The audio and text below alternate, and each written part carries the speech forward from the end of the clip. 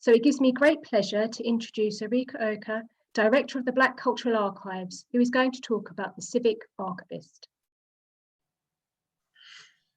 Good evening, everybody. Can you hear me okay? Let me know, Gillian, if I can be heard. Yeah, perfect.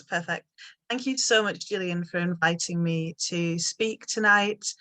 And thank you to LSE. It's really great to be part of this series. And obviously, I wish we could have done it in person. That was how we'd originally envisaged the talk going, but hopefully we will get to revisit it again after the pandemic. So I was first approached for this talk a year ago in or around Black History Month 2019, which is the most busy time for Black cultural archives for clear reasons. And so I think we then talked about the talk being in March 2020, which is when the first lockdown threw us all up in the air, and the world as we experienced it, as we expected it, as we understood it, changed drastically. So here we are now in lockdown number 2. But this one is markedly different. We've adapted. And it is exhausting. It's like being in the last mile of a marathon and being made to run another, but here we are. What can we look back at from our ancestors' experiences and our shared experiences, to our shared histories to help us cope? This isn't the first pandemic to bring Western society to a reckoning. It's not the first disaster. Our documentary history and heritage is preserved and collected in archives could hold answers to what will happen next. 2020 isn't the worst year in the history of Britain, and I talk about Britain specifically here because, as we know or should know, much worse events and crises affect other parts of the global society more deeply and in more prolonged and irreconcilable ways daily than the coronavirus crisis is affecting Britain. And some of those crises, perhaps many of them, have a causal relationship to the history of Britain and its role in the world, in how we begin to try to make sense of the now that we find ourselves in, and how the now we find ourselves in relates to the reality of others. Archives as tools. And so I'm going to be talking about the idea of the archive as a tool, as the archivist, the civic archivist, as a way of framing the work that we do as archivists. I personally am a registered archivist. It's a bit like being a chartered accountant, probably. It's a certain level that you can reach in your profession where you start to have a reflective practice and start to share your practice. And I think that's quite key to the idea of a civic archivist. It's something that I'm very interested in exploring. So I hope you'll bear with me as I talk a little bit through my thoughts around the civic archivist tonight. I do see the archivist as the gateway to the archives, so the human gateway to the archives, the archivist as an interpreter of the archives. And this is controversial because for decades, the professional training of archivists has rejected a role of interpreter.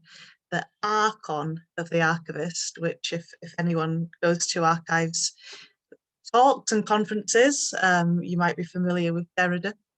So the archon of the archivist, which via Derrida's influential essay, Archive Fever, identified as the mode of control which the archivist has over the narrative trajectory of publicly understood history, is something that professionally trained archivists do not associate with their practice. As much as the public may interpret archivists' role as gatekeeper, and especially when it comes to the history of art and contemporary artists' experiences of the archive and how they understand the way that archives work, archivists have rejected this idea of gatekeeper, of interpreter. Archivists should be impartial, neutral. Nothing of the archivist should intrude into their work. The archive must remain unsullied by human touch, free of bias, uninterpreted. The archive must be the preserved ruins of the past, an acropolis of what happened then, when. But this is in fact an immense power of archives in so much as it is only partially true. So if you're a researcher, using archives as a researcher is a thrill. As an uninterpreted cohort of papers, they are the physical representation of the undiscovered country. It's still possible for researchers to become explorers that discover in the colonial sense, discover previously unknown knowledges. Archives are kind of communist in that quality. Everyone that uses them is a curator of their own experience. Museum curators interpret collections for display, tell specific narratives and chronologies, arguably. Archivists in the researcher's imagination merely retrieve boxes for the researchers, whoever they are, to make discoveries and for the researchers to create new discursive journeys. So where does this then lead to that proactive role for the archivist that I'm suggesting? The archivist is cast by their nature as a passive patrician for the collections they safeguard. If the researchers are the animators of the archive, the researchers then are the ones that control our public understanding of the past and that which archives can teach us. I argue that archivists control what is kept, and this is not a new argument. There's decades of research around and the supposed neutrality or impartiality of archivists. I argue that archivists influence what is seen, that archivists can conceal and reveal, that it is our duty, in fact, to better understand the power that we wield and therefore to deliberately use it, moving from the impartiality that after decades of archival theories have continually already disproven this impartiality, to a proactive responsibility as members of society, to have a deep and abiding responsibility to service society, to expose, combat and correct injustices, to fulfill the civic function that we inherit alongside the responsibility to preserve the past. So if you'll indulge me, I think it's perhaps useful for me to outline a little of my own career journey at this point.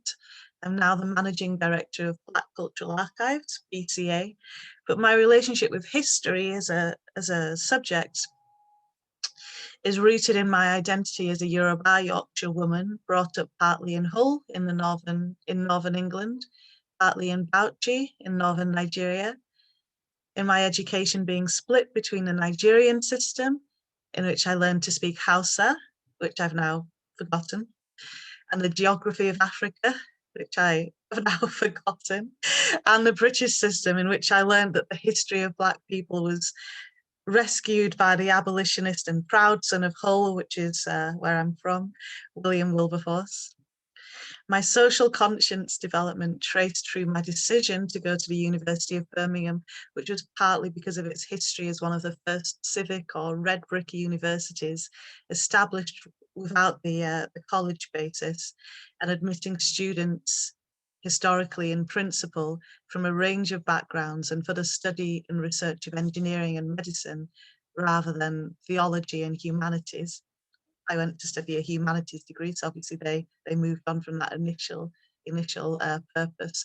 Initially, Birmingham University was one of the universities that was founded on the idea of real world practical topics to be taught. The Civic University movement is based around industrial cities, a product of the industrial age of Britain, and was so intrinsically tied to the global trading ecology in which the British Empire sat for a while in the centre. So for me, as a product of the British Empire, arguably, going to university in Birmingham, studying for my history degree there was certainly formative. Birmingham is projected to be one of the first UK cities to achieve no overall ethnic majority by 2024, just around the corner. Everyone there will be BAME, technically. So that fact certainly gives some context as to why that acronym is so problematic and of such limited practical use. The University of Birmingham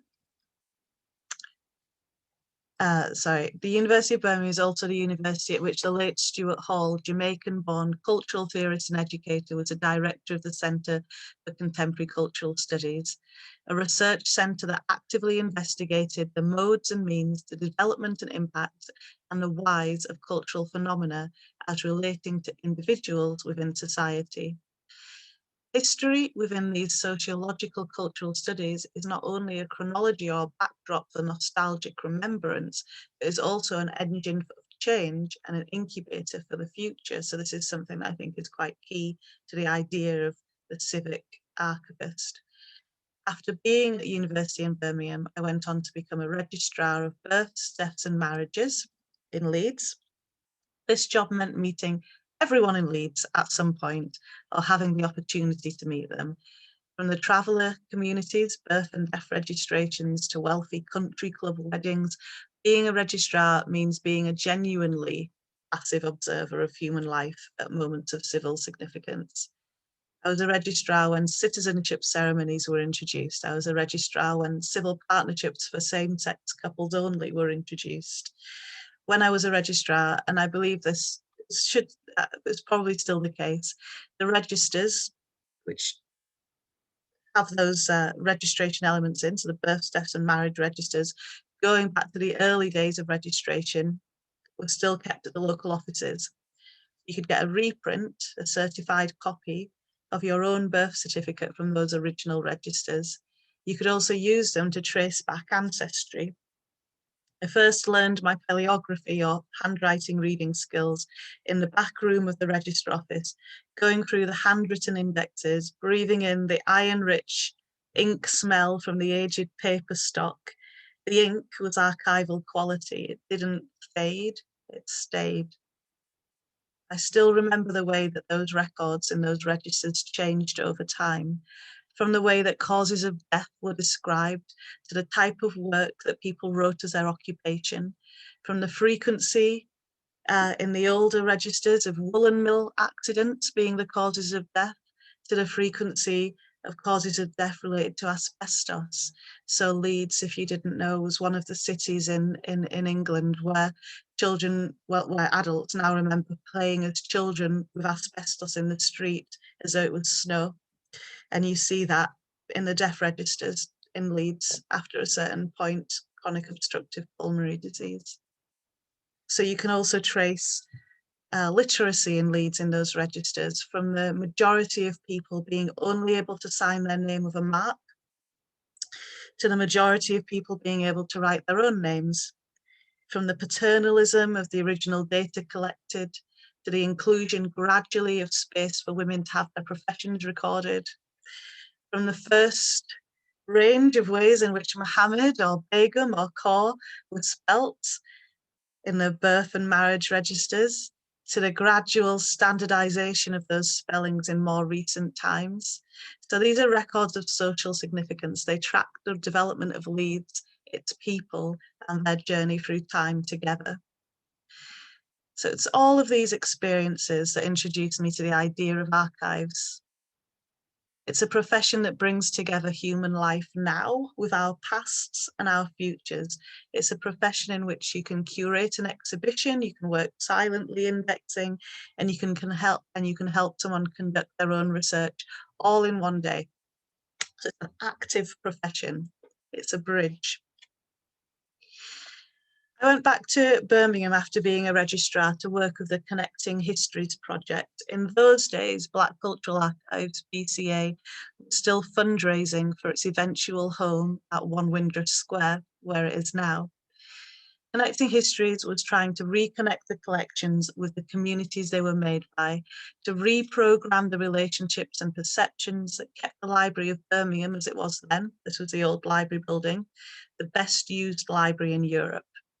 But the archives within this best used library in Europe were still used by an unchanging core group of people who were brave enough to figure out how to find it, how to get into it, how to find what they wanted to see, how to request it, etc., etc. The Connecting Histories project was seminal in its time. A group of researchers worked alongside archivists to catalogue and open up avenues into the collections. The archive creators, where they were still alive, worked with us too.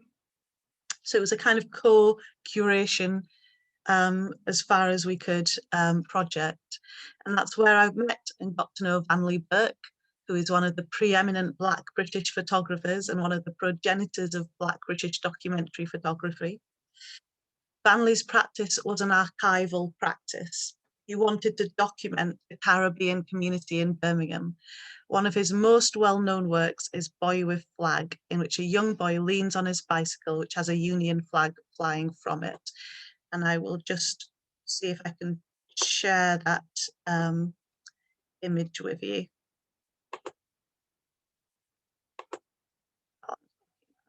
So this is Boy with Flag. So the boy is black, dressed in the 70s fashion of the time, utterly relaxed and clearly in one of the landscaped municipal parks. It's a photograph that epitomizes something about the spirit of the time and about the relationship between the generations of what is now styled as the Windrush and their English homes. Stanley noted that in his collection of photography from that time, he also took photos of people with dogs. He had a theory, that if people get pet dogs, that means they're staying, that they have given away thoughts of returning to the Caribbean islands, that Birmingham was now home. So Boy with Flag, picturing a younger generation from the adults that travelled as part of Windrush, showed that for those people who grew up in Birmingham, it's actually a foregone conclusion that Birmingham was home. Stanley's photographic and artistic practice are much wider than the photos I've described. It includes shots of Africa Liberation Day events. He travelled around South Africa with Nelson Mandela. He photographed in Liverpool, in London. Stanley's view on the Black, British and African descent diaspora experience understands African descent history as a diaspora history. But his collection almost went up in flames. When I was cataloguing it, some of the prints and the ephemera were still stained with smoke and still smelt of the fire. Perhaps he'd begun despairing of the collection ever being made available as a public resource, anyone collecting it, anyone making it accessible.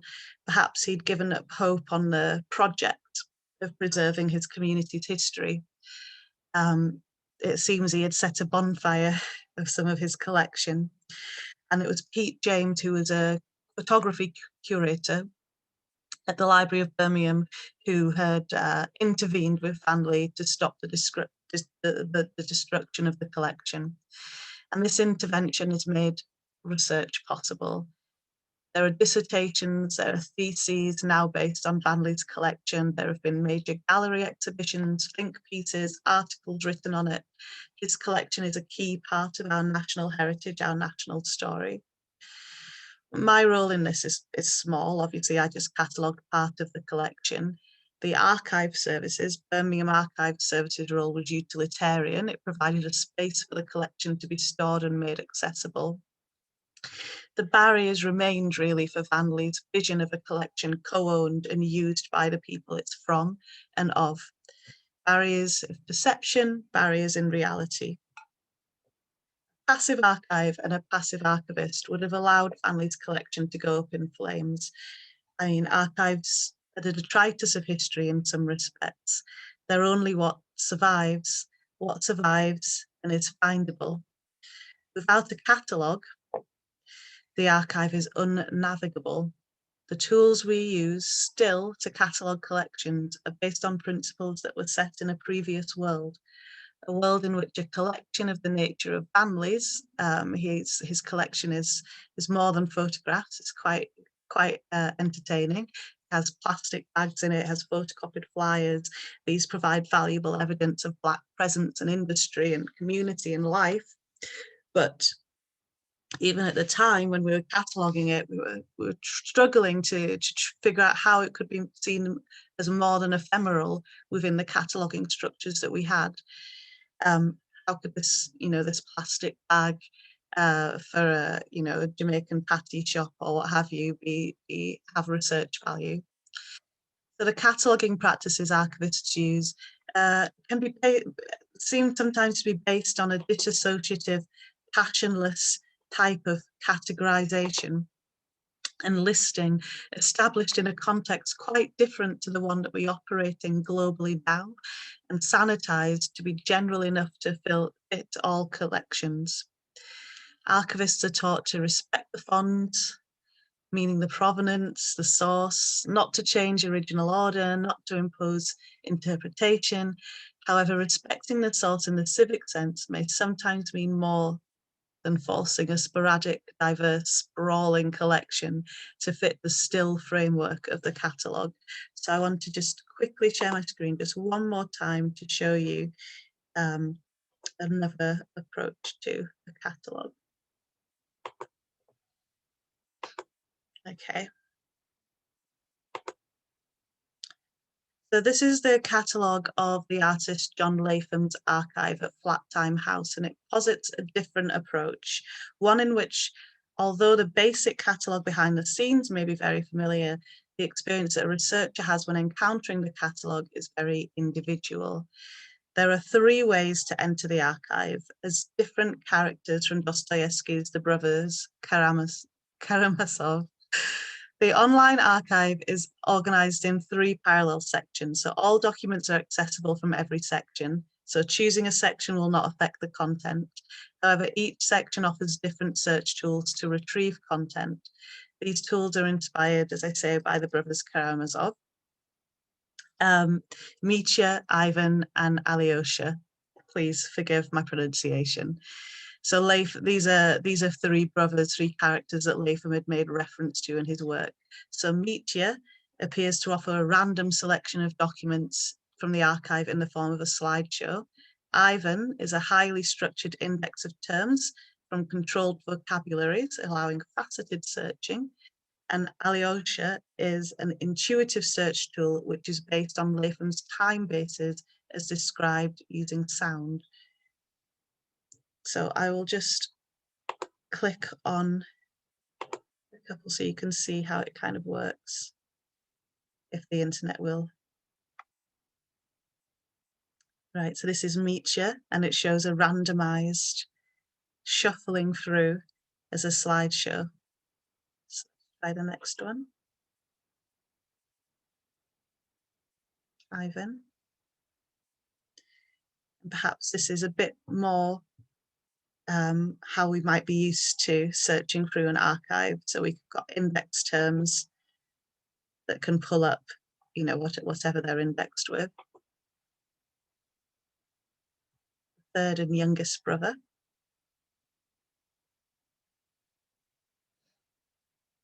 And see, you can select different sort of, I don't know if you can hear it. Okay, I'll stop share now. That just gives you an idea of a slightly different approach to cataloguing, where in this approach, the archivists have understood that a catalogue is not binary. Its function doesn't start and end with archival description. Instead, it's a discursive means of interaction with the researcher, whoever they may be. Maybe they're a young person trying to find inspiration for a piece of schoolwork or a YouTube video, or they're a creative who is looking for inspiration for their own artwork, or they're an academic writing a journal article or a book. So the archivist, therefore, must wear the hat of investigator when they're cataloguing, discovering the original order, provenance, or fonts, or taking a functional appraisal approach, and then go further than performing a passive compliance function in the sorting of the collection into the elusive sanitized order. They must also take on the role of the therapist of an unknown client. What routes can the archivists create into the catalogue for the potential users of the collection? What trails can the archivist lay? And what sort of welcome can the archivist create? So I think welcome is incredibly important to the idea of a civic archivist, an archivist that understands and operates within a social framework, societal framework. So the welcome that is created for archive users, both potential and actual, is key. This is central to the role of the civic archivist. But the understanding of the archivist as an individual working to promote and nurture civic values is key to the welcome that we prepare for archive users. So in this, I must reflect on BCA, Black Cultural Archives. There are a small number of archive services in the UK and Europe which specifically collect archive material that relates to and comes from the experiences of people of African descent, born or raised in the British or European parts of the African diaspora. And in London, we had the George Padmore Institute, and in 1991, there's the Huntley Archives at London Met. the Institute of Race Relations, which is the earliest, I think, founded in 1958. And then there's BCA, which was conceived in 1981 and constituted in 1995. And these are the collections and archive services with the longest running remit for documenting and preserving specifically the British Black experience. So these collections and archive services share commonalities in how they were founded and by whom. A network of Black academics, creatives, activists, educators, and politically active individuals were the starting point for addressing what had been identified as a lack of recognition of the Black heritage of the UK, and specifically the contribution of Black communities and people to the British identity and society. The swell of post-war activism and community building that prompted the creation of centres of study for Black history. These centres of study was led by people who had lived through the Second World War, arguably the last great crisis before this pandemic that we're in now, and witnessed the changing social dynamics of the immediate post-war period. So this period in Black British history is punctuated by the arrival and return of British Black citizens from the British overseas territories and colonies. The period is named after one of the ships on one of the forms of transport in which people, in this case of this ship, predominantly from the Caribbean, arrived, the SS Empire Windrush. The migration of people from the Caribbean, especially people of African descent, back to what imperial education systems framed as the mother country, was a turning point in post-war Britain's cultural, philosophical, and ethnic diversity. Of course, wasn't the first time that Britain was formed by migration, and not the first time that British history was influenced by people of African descent, of course. But that the mainstream archival narrative and collections in Britain did not and do not reflect Britain's diverse and global inheritance has been cited as part of the wider whitewashing of Britishness, contributing to racist stereotypes, educational attainment gaps, perpetuation of social inequalities, and frankly, unbalanced policy making. Contributing to the archival record are the sites in which Black archival history are collected and preserved. Beyond the general incidence of people of colour within wider institutional collecting locally and nationally, Black communities and intellectuals perceive that taking ownership of Black history would mean ownership and collecting of their own archives. And so this is where we come to BCA. BCA is today the Black-led archive that has been able to secure a permanent building. So it's almost 40 years old now, and most of those 40 years were spent trying to secure a home, a HQ, a building in which we could operate from. And that was done by collective action. That was not done by trying to wait for the ruins of the archive. That was a proactive civic endeavour. BCA traces its origins directly from community action in direct response to specific incidents that highlighted that need. And this act of self-help expanded into the creation of what BCA's founders called an archive museum. So it contains material deposited by members of the community that evidence and paint a more comprehensive picture of Black presence in Britain. There was a 2003 report created by Black Cultural Archives and the University of Middlesex that observed that through the 1980s, many attempts were made unsuccessfully to attract interest from mainstream museums and archives to give moral and other support to the idea of creating a Black cultural archives. And so the network of community activists absolutely had to do for self, lobbying the Greater London Authority, the London Borough of Lambeth, and they each gave foundational financial support. There was also financial support from the National Lottery in the form of the Heritage Lottery Fund, and the University of Middlesex worked with the BCA collective to establish an idea of what the collections were and a way forward. So it's really been a collective effort. So BCA now is a space by and for its community, as well as for society at large. It's able to attract a demographic of researchers that includes a high proportion of people under 35 years old and a high proportion of researchers who are of African descent. And these demographics are unusual for archive services. Is it possible, for example, for a hypothetical research library within a venerable historic British institution, which for decades focused only on admitting researchers with academic references and institutional credentials, to now convincingly attract a younger and more ethnically diverse demographic? Do they have the correct welcome? Reputations, assumptions, visual cues all play a role in how welcome you or I feel when we enter shops, institutions, businesses, even schools. And that's even more so for archives, which still occupy a hinterland in the public perception of being dusty. Even after all of the work in popularising that TV programmes such as Who Do You Think You Are promote, there is still something arcane and specialist about getting through the door of an archive. Even where archives have glass doors so that people can see into the reading rooms, that can actually heighten the sense of a hallowed space. The reading room at the Stanley Kubrick Archive at the University of the Arts London has an amazing glass wall construction that evokes the futuristic design aesthetic of Kubrick's films. The glass mists up when the reading room is closed, but can this performative effect, which is very cool, and in keeping with the collection, have an effect of making the reading room feel like an elite and hermetically sealed space. So even I, after becoming a qualified archivist, having had numerous work meetings with the British Library and having used its collections during 2 of my degrees, felt intimidated when I last attended as a researcher for an article I was writing.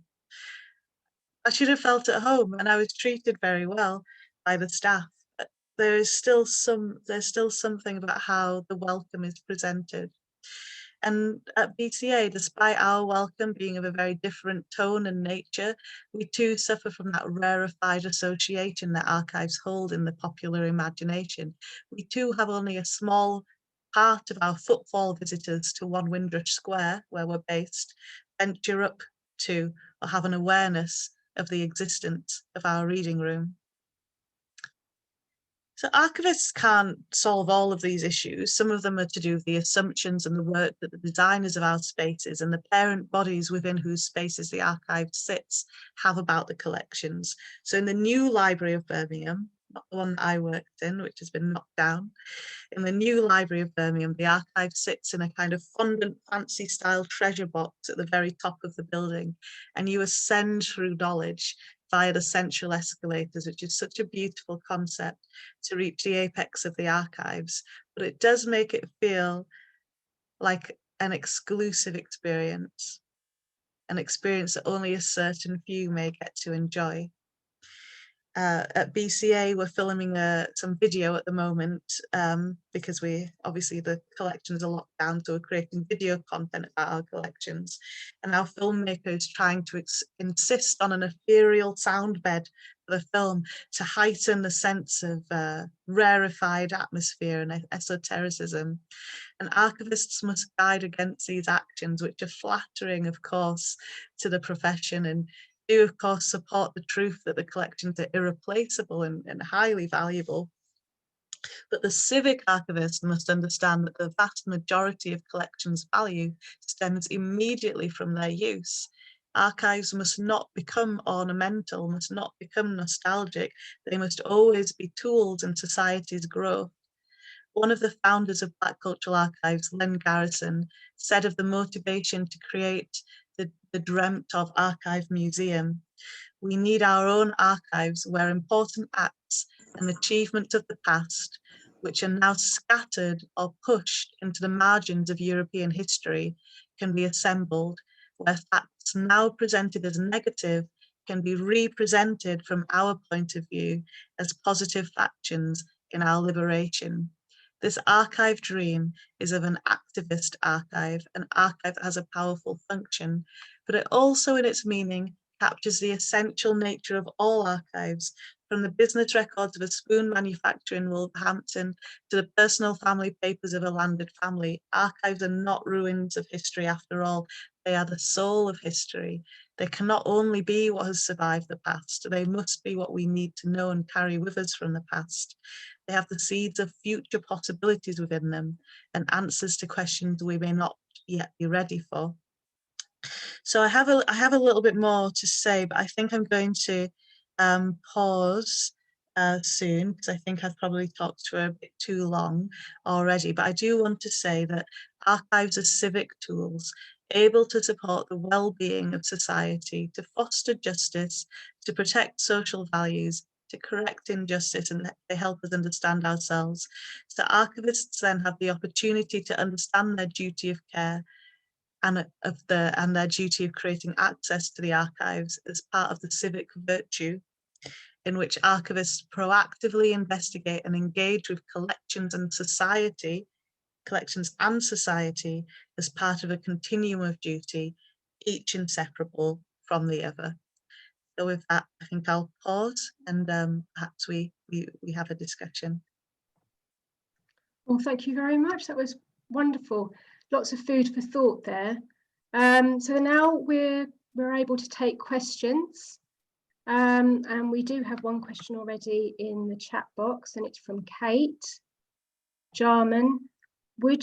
Kate, would you like to unmute yourself and ask your question? Hold on, sorry. Yeah, can you hear me?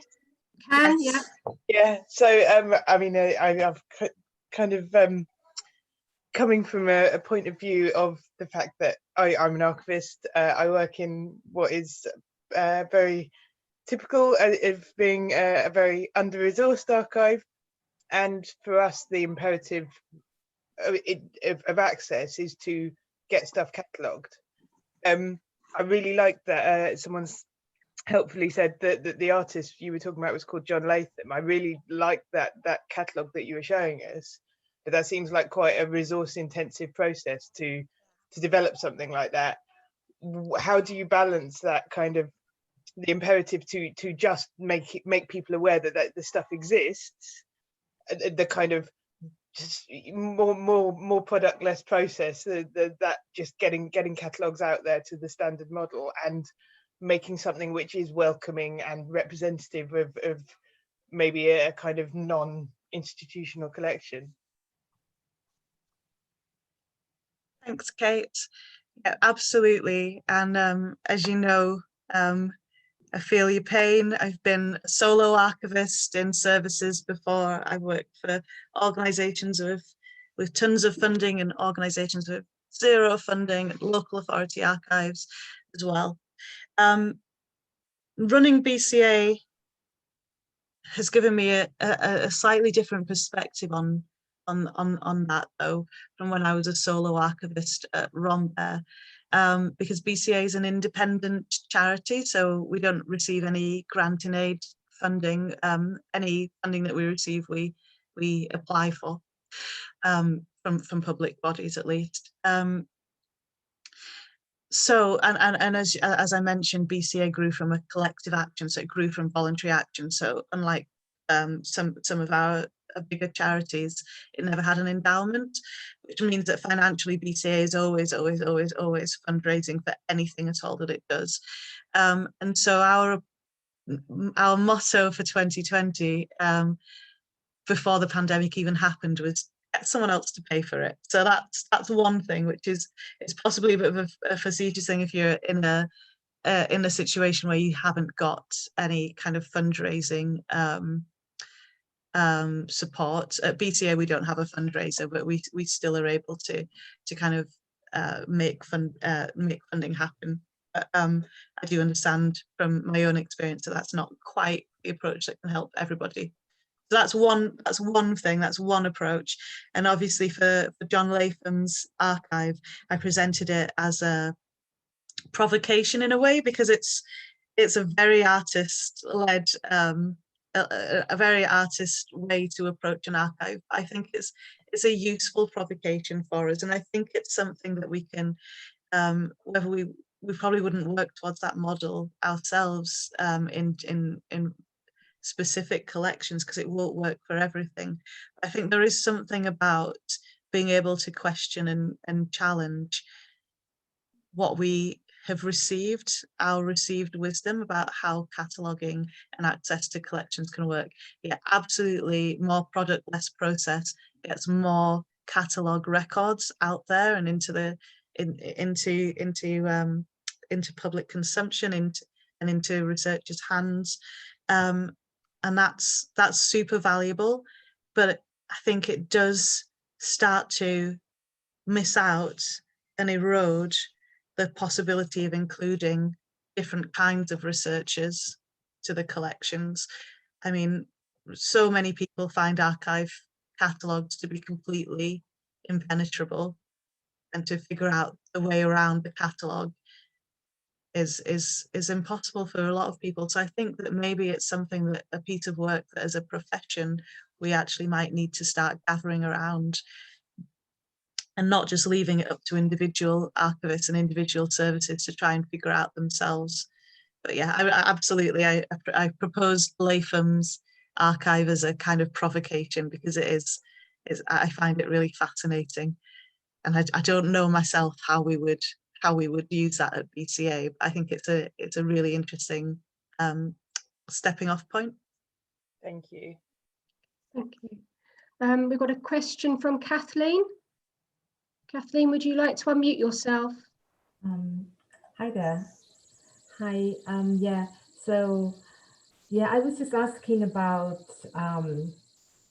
we're stripping back on the kind of barriers, I guess. This is what I'm hearing to a certain extent in Arike's talk, in terms of the way people use and access archives. And I'm a researcher here, just starting to work on a project at Northumbria University with 3 BAME organizations. It's a public engagement project, AHRC funded, and we're at the start of just putting together, collating some of the material that's been around with these organizations for 20, 25 years, these BAME community cultural organizations. And so as somebody who's worked in the museum for 15 years, I understand the sort of institutional barriers that, that can be faced, but also the kind of language and terminology that is used, even still in archival processes. And as much as we can think about the kind of social behavior and welcoming attitudes and the kind of architecture of the space around archiving and being the social archivist experience, to what extent do you think language and terminology is a barrier, or could be less exclusive as part of this process? Yeah, absolutely. I think that. Thank you. Thank you so much, Kathleen. Yeah, language is because it's almost a shorthand that we use to talk to each other. One thing that, so I'm kind of going to answer or respond to that a little bit sideways, if you don't mind. So at BCA, one of the things that has been a challenge for the organisation, for the charity, has been being able to operate as a legitimate archive, as an archive that's recognised as an archive by other established services, right? So not to be always recognised as a community archive, but for it to be recognised as a professional archive. And so this is really important to us, to be able to access funding and support from the local council and to get our building. A lot of those decades of trying to get the building were based around professionalizing the practice and professionalizing the collection. And there's something in that process which I think was so necessary, but at the same time began to almost distance BCA a little bit from its own roots. So there's something there around, now that we're in that position of being able to speak the language that the rest of the professional heritage sector understands, that we have that kind of gravitas now, and we're able to kind of push back on it more. So there's something around being able to advocate, right, for being able to advocate in order to be able to make that pushback, but for changing for grassroots and community archives and organisations that are coming up, it's always going to be more difficult to try and bridge that gap the other way, I think. So that's one thing. And then the other thing is, again, reflecting on my experience with BCA, we kind of have a network of people who help us. And that network of people are helping us understand how to move, almost like the habitats, right? The kind of movement, the body language, the unspoken modes of communication that work in the establishment world. So we have a resilience project at the moment, and our project mentor is the incredible and lovely Tony Butler, who's the director of Derby Museums. And we reflect in our meetings with him that he's almost teaching us how to talk and walk like a white man. It's really kind of fascinating. It's like, oh, we actually don't recognize all the time how much of that unspoken language happens. So I know that's not exactly what you're asking, but those are kind of my reflections from BCA's experience. There's something about, like, there is the terminology and the language barriers that don't always work when you're talking from the establishment place to the community place, which have a very authentic and natural viewpoint that needs to be recognized. But there's also something about how powerful a lot of that unspoken power dynamic actually is. So yeah, it's not really an answer, but it's some reflections anyway. No, I appreciate your answer. Thank you. Thank you. Lorna has a question. Lorna, would you like to ask it? Yeah, thank you. And thanks so much for sharing your thoughts. I'm a filmmaker and I'm embarking on making a film with some archive footage. But so I'm sort of bringing myself up to speed with this whole world of archive. And you mentioned at the beginning the arc in Archivist. Can I just ask where that reference is from? Thanks, Alana. So I wasn't able to see the chat while I was talking, sorry. So I've just quickly sort of scanning across now, and I think a few people have mentioned it as well. So the word archon. Archon, okay, thank you. So you can look at Derrida's Archive Fever, which is like an amazing essay, and makes a number of kind of assertions from a philosophical and philosophical point of view about how the archon of the archive is this seat almost of patriarchal style power, and how it becomes an authority on history. And so that's something that archivists often kind of push back against, because it feels like a misreading of the intention of archives.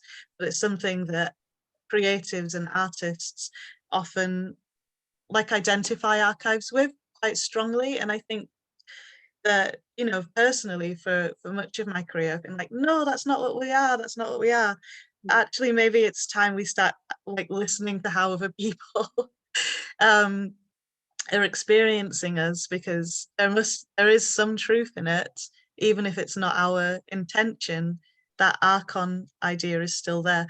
But it's also a bit of a, Lorna, if you ever go to archive conferences, Derrida comes up all the time. So it's almost like a drinking game for archivists to mention Derrida now. But Derrida's Archive Fever, it's wicked. It's really interesting. It's I think contentious, I would say. Thanks, and thanks Lisa and Wendy for that as well. Thank you. Robin's got a question. Robin, would you like to unmute? Thank you, and thank you for that really interesting talk. I was just wondering, do you think community archives help to demystify the archival process?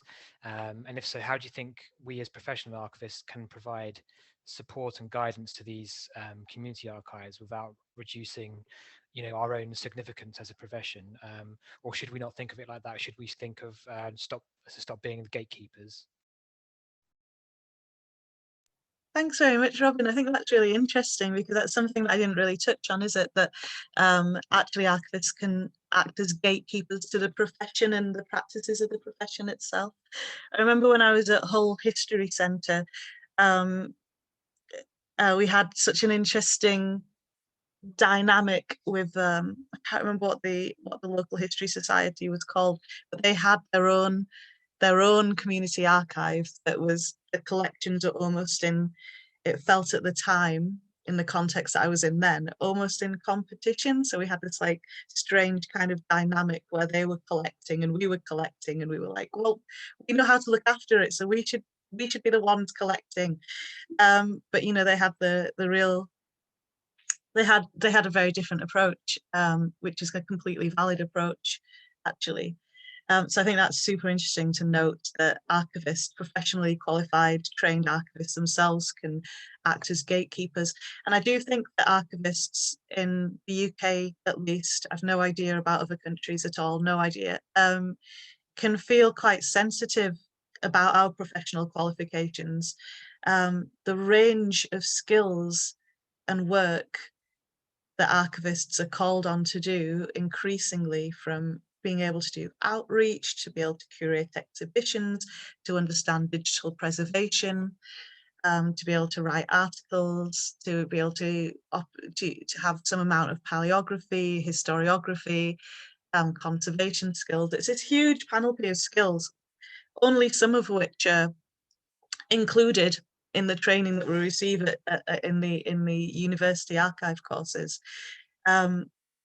So I can understand why archivists in general do sometimes feel a little bit professionally under attack, and as though the profession might be being the sanctity of the professional qualification might be being diluted by paraprofessionals coming in and being able to look after collections. But this has always happened.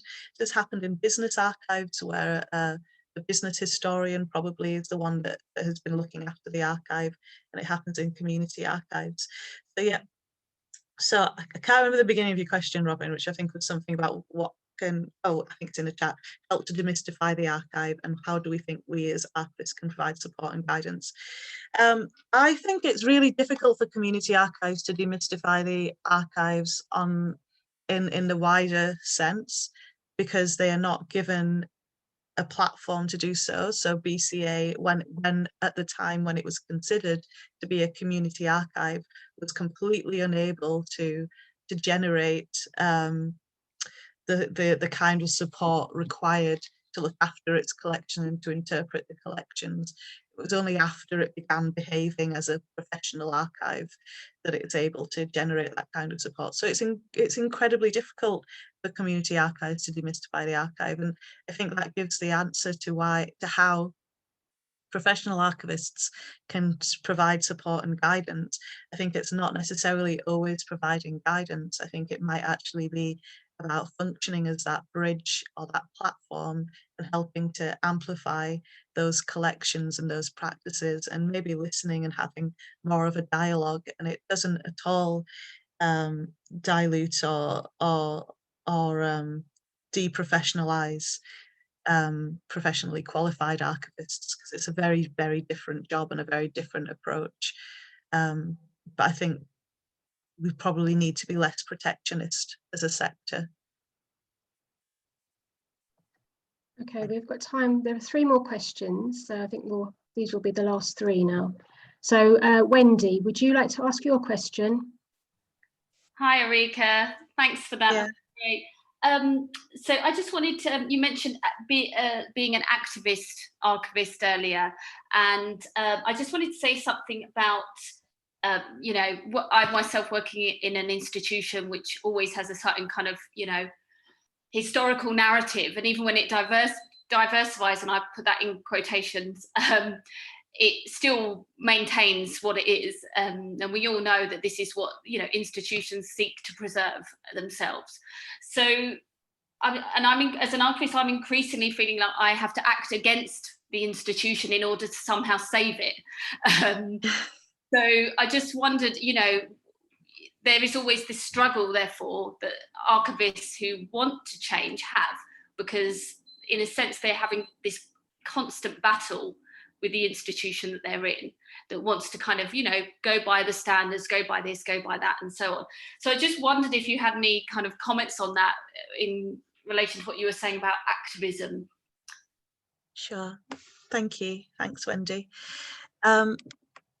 It's going to be really different depending on the context, isn't it? So if you're the archivist at, you know, GlaxoSmithKline, for example, there's not going to be much that you can do, I would imagine, because you're very much within business sensitivities. So when I worked at Wellcome, GlaxoSmithKline had bought the Wellcome pharmaceutical company, and so some of Wellcome's institutional records are at GlaxoSmithKline's archive, and not able to be released back to Wellcome because they have still some patents in them. So that's where that reference comes from. So I'm just saying that it really kind of depends in some ways on the institution, and it depends on the type of radicalism that you're kind of talking about, I suppose. I think there are always small moves that can be made, and if we're talking about progress and resilience, there's something that my mentor said to me, because I, as part of my role at BCA, have a role on a government advisory group. And he said, you don't always have to convince everyone in the room about what's right. You just have to convince them about what's going to work. And then they'll agree with you. And that's how you can turn that situation. My mentor in this case, Dr. Nick Winterbotham, was one of the people who convinced the government to put Holocaust back on the curriculum at the time when he was in meetings with them. It had been taken off the curriculum. So he's pretty amazing. But I think that there's just something quite key in there. And bearing in mind that everyone's situation is going to be so different, I think that maybe that small kernel, you don't necessarily have to convince them that it's the right thing to do. You just have to convince them that this is what's going to work. And that essentially is, you know, what I'm really talking about, that for the purposes of a socially useful and socially beneficial function of an archivist, then I think what works is a civic archivist approach. And it doesn't have to be a moral argument or even a radical argument. It's like, if this is the outcome that we want, then this is what's going to work. And I think you can frame things in that way. And I think it does also feed into what, you know, Robin was kind of inferring and referring to around the kind of sort of anxiety and the protectionism around change, and threats to the perceived professionalism. You know, of course, at BCA, having fought for so long to have that level of professionalism and recognition, it would be really foolish of us to sort of throw it all out and say, right, we're not going to follow any professional standards anymore. Of course we can't, because there's such a reputational risk involved. But I think that we can start to question and move and nudge and use our platform to try and influence change. I hope that's helpful. Okay, thank you. Oh. Gillian, you're muted, I'm afraid. Okay, so the next question is Yves Anthea. You there? Can you unmute yourself? No. What about Anne Lee? Hello? Oh, she's there. Okay, do you want to ask your question? Well, I've just got two questions, but I'll just choose the one.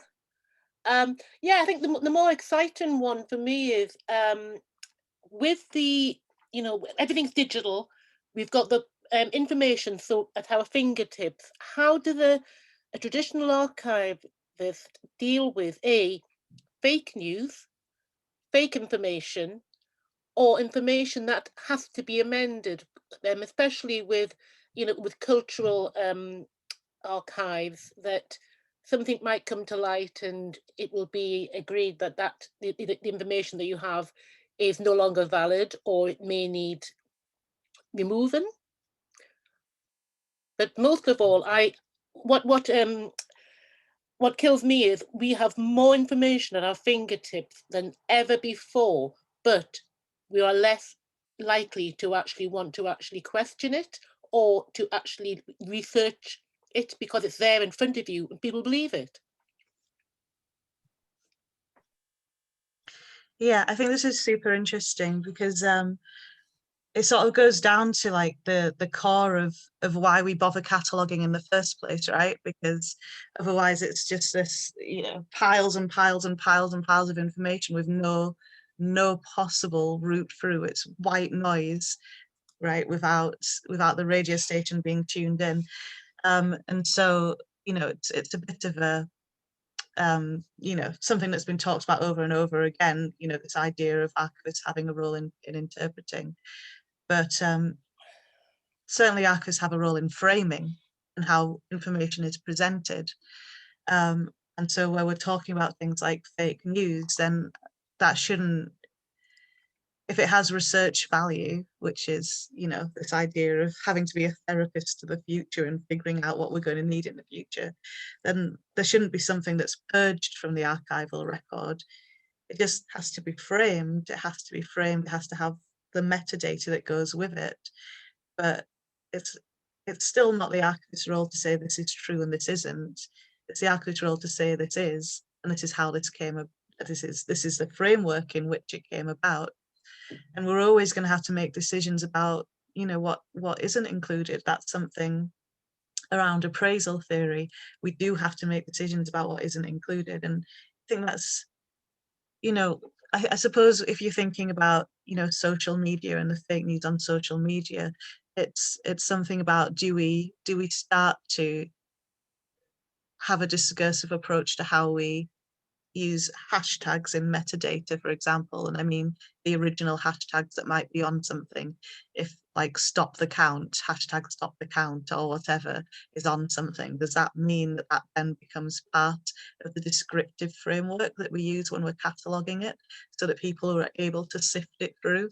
And that's one of the reasons why I find the John Latham quite interesting, because it gives us different ways to kind of sift through.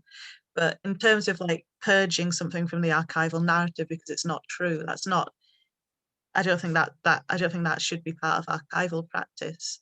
Like information about the information, so the data and the metadata is, I think, what's going to be super, super important for us to pay a lot of attention to. But yeah.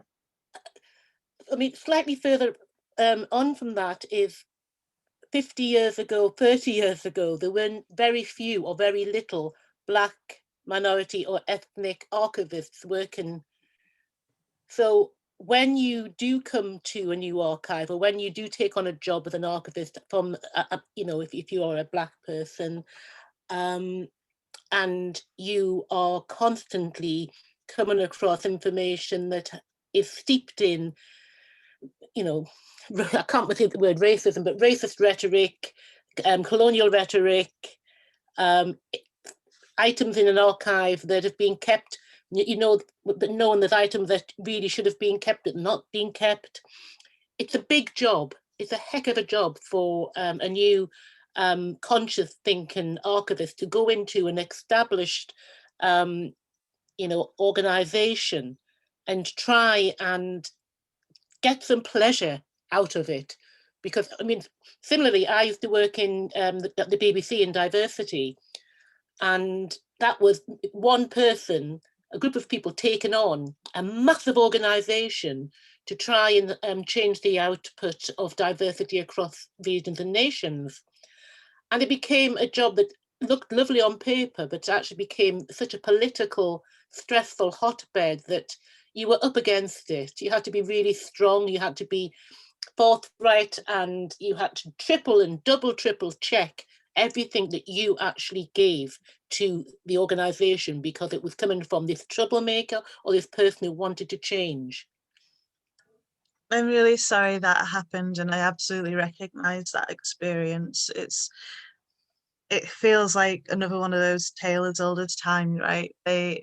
Organizations bring in a diversity and inclusion person or a diversity inclusion team, and then that is the box in which all of the emotional labor and all of the work is supposed to happen to fix everything that's actually endemic across all levels. And it's an absolutely impossible position to be put in, and can actually really damage your own emotional, spiritual, physical and mental health. So I'm really sorry that you went through that. And I'm thinking as well about when I was at Wellcome. So loved working at Wellcome, massively recommend to anyone to work at Wellcome. It's brilliant. So Henry Wellcome, a globe-trotting philanthropist, pharmacist, and exoticist. So he deliberately was collecting collections to do the history of medicine, believing that medicine is linked to anthropology. And so there's lots and lots of auction catalogues from, I guess, the 1920s. I forget now, I'm terrible with dates. I think it's the 1920s. Auction catalogues that Wellcome and his agents would have gone to buy materials for the collections, and the descriptions in those catalogues, which, you know, there's no, well, that's probably a trigger warning now, but as an archival worker behind the scenes looking through these catalogues to do some provenance research, you're suddenly kind of faced with descriptions of how items were collected from massacres, and how items were collected from punitive expeditions, and how items, you know, trophies of not war, but just trophies of looting and theft. And these descriptions are quite lurid in these catalogues, because, you know, for the auction house, for the mood of the time of the people who were going to the auction house, it makes them sound like more exciting and more valuable. But then when you're an archival worker and you're going through and you're like, oh, I just want to know where Henry Wellcome got this recipe book or whatever from.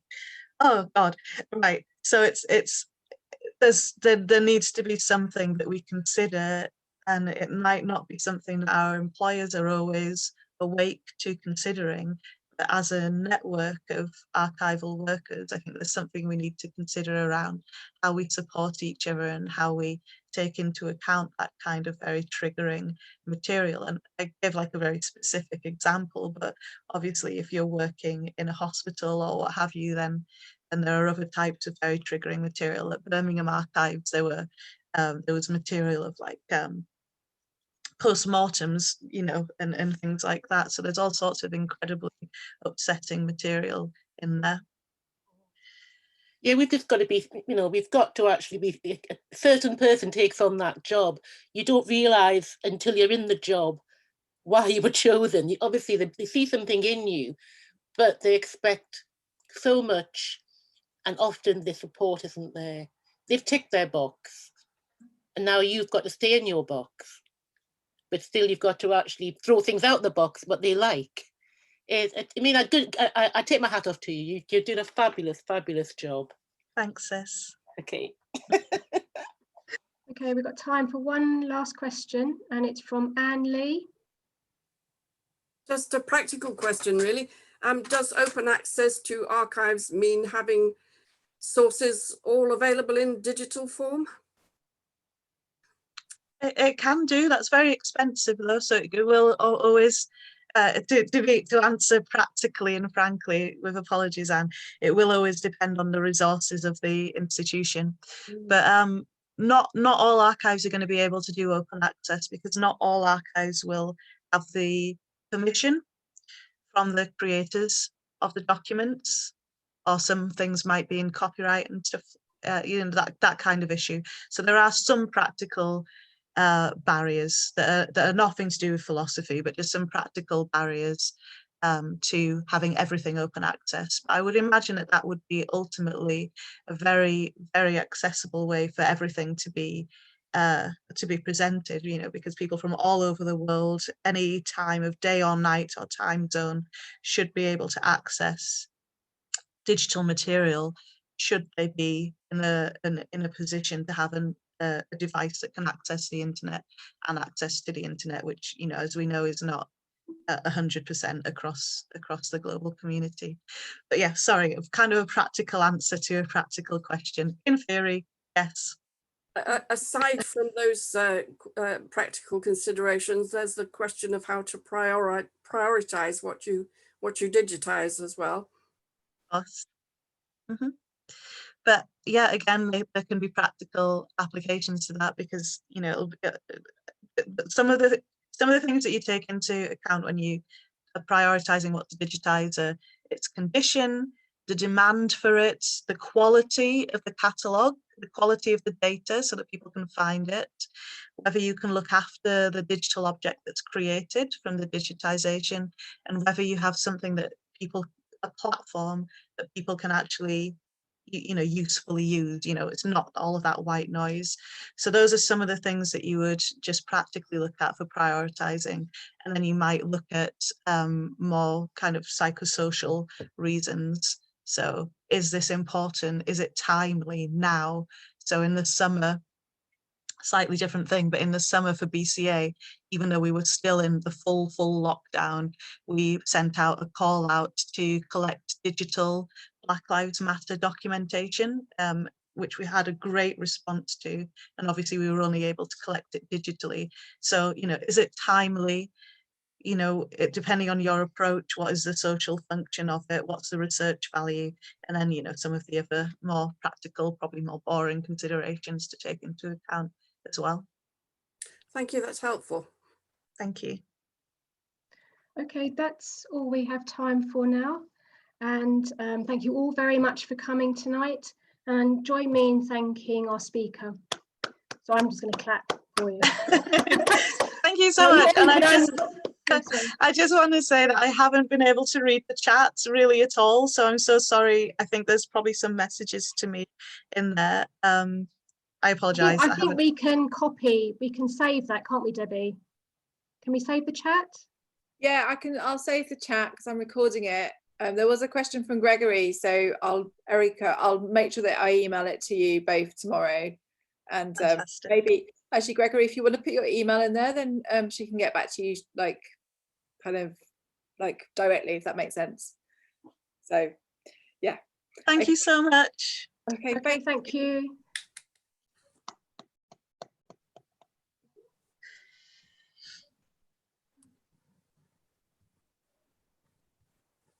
People are still making comments, so feel free to make some comments, and I'll just give it a couple of minutes before I turn it off, if that makes sense, because otherwise I won't record your comments or chat.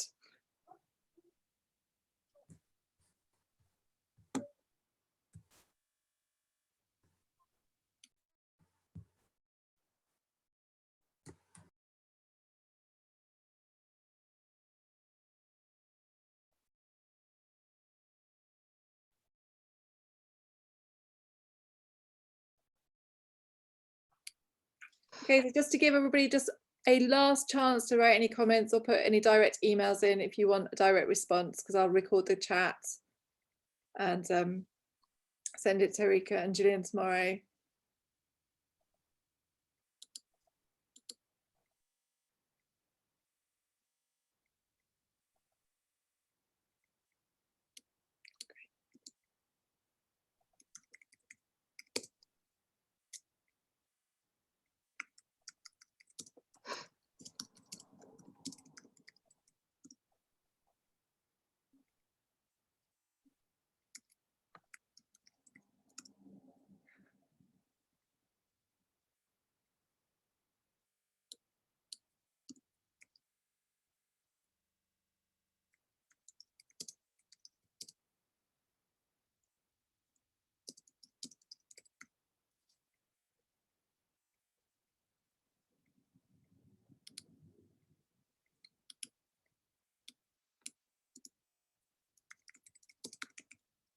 Okay, thanks all. I'm going to end the meeting now. Oh, I'll let that person just put in their email before I end it.